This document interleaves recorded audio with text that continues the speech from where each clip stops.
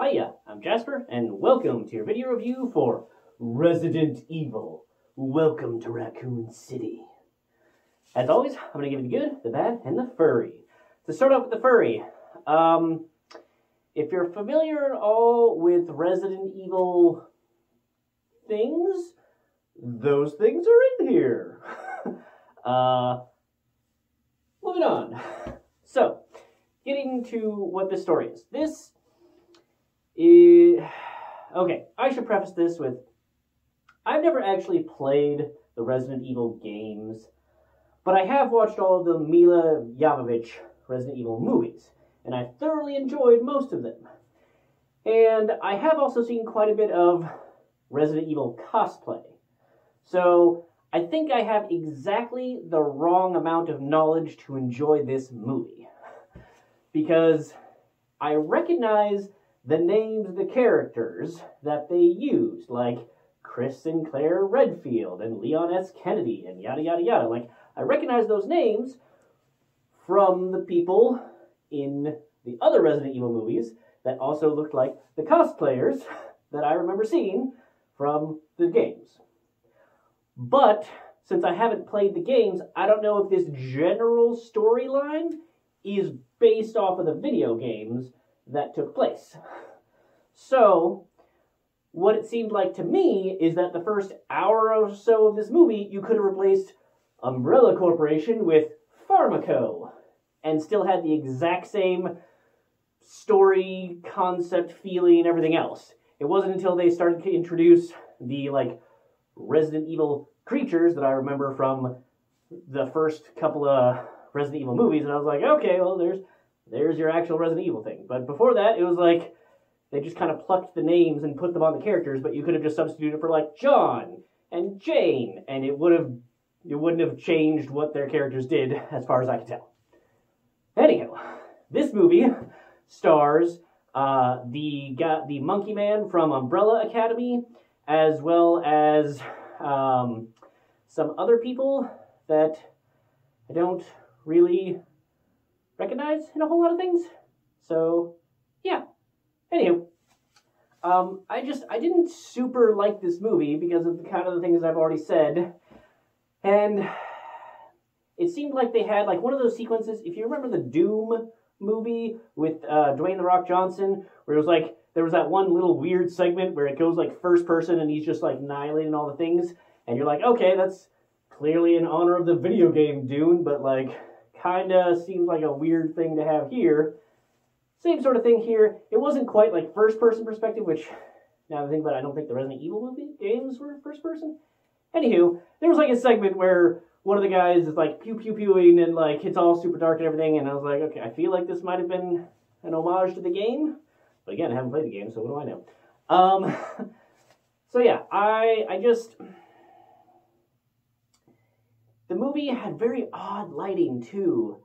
Like, it was made really dark to have a atmosphere, I guess. But it was too bright to be scary, but dark enough to be annoying, if that makes any sense. So, yeah. And then, as is common, I think in a lot of horror movies, a lot of the characters made all of the dumbass decisions that they could make. So it was kind of like, okay, and then your dumbass is going to do the... Yep. Like, come on, man. Okay, so, minor spoiler for, like, a mini scene that, like, it doesn't have an effect on the main characters, but skip ahead, like, a minute or something.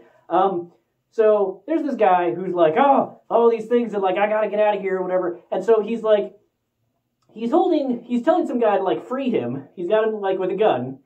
And there is, like, this is the guy that supposedly knows all the bad things that PharmaCorp has been doing. And he sees the guy that's, like, sitting over there, like, drooling blood, and then he sees the guy, like, get up and start going,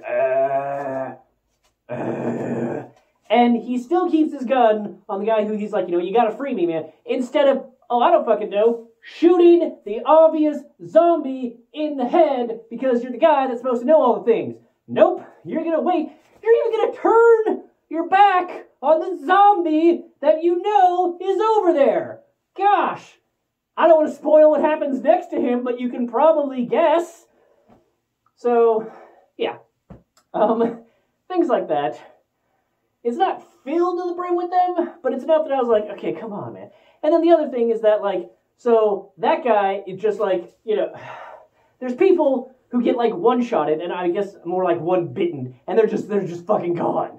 And then you have our hero characters where it's like, okay, if this was anybody but your plot-armored self, they would have bitten all your arms by now. But you're supposed to survive. Your friend clearly wasn't, so even though he had less zombies after him that were further away than they were from you, he definitely gonna die, and you survive because you have the plot armor.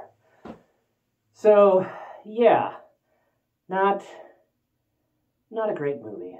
I mean, unless it's following the storyline from the games, I don't know. But yeah, none of the characters looked like how I would picture them. They didn't really act like how I would picture them from, at least based on the Mila Jovovich movies, how I would picture them acting. So, yeah, hopefully it really follows the game, and game fans like it. Or people who have absolutely no knowledge of the games or the previous movies watch it and are like, oh yay, zombie flick. I wasn't one of them. I guess if you, I don't know. Skip it unless you're a super fan. Maybe. If you're a super fan and it still doesn't match with what you want, then I guess just skip it anyway. Have it on in the background, maybe, if you want zombies in the background. I don't know, man. Like, I don't want to say this movie was total shit, because it was definitely not the worst zombie movie I've seen ever. Like, there are some contenders out there. So yeah, I would say that have it on in the background while you play Resident Evil. How about that? Let's go with that. Yeah. So that's all I have for this one. Thanks for coming. Thanks for watching. Hope to see you at the next one. Bye.